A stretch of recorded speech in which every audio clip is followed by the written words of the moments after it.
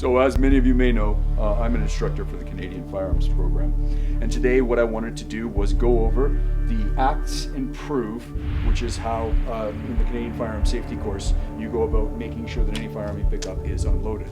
Now, if you're a Canadian looking to get your firearms license, the PAL course or the CFSC is what you need to do to get it. And so we teach that. In fact, I've got one coming up next weekend. So if this is something you already know, good for you. You can watch or not. If you don't already know, stand by, and this will be a bit of a study guide for your PAL course. So we're going to go through acts and prove, okay? And I'm just going to say it. When I have you in the course, what I like you to do is say it while you do it, because what most people tend to do is read it and then do it. But when I'm grading you in your practical exam, I need to hear it so I can give you your marks. So I want you to assume every firearm is loaded right when we put our hand on it.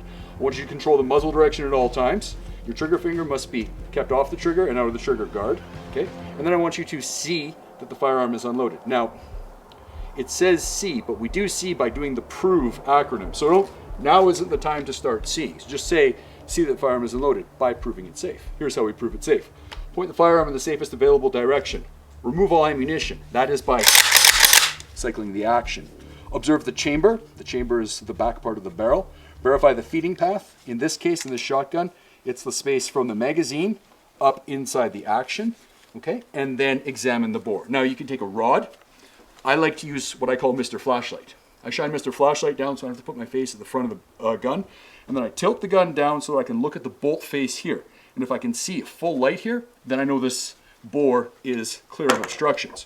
Once I've done that, this firearm is now safe to hold in my hands, and it's proved safe until I put it down. If I take my hands off it, I have to go through the whole thing again. So that's acts and proof by the Canadian Firearms program, and that's a core concept that you'll have to master in order to pass your PAL course. It's really the big one. Okay, so that is something that you will learn to do on all non-restricted firearms types. And if I haven't seen you in class before, I look forward to it.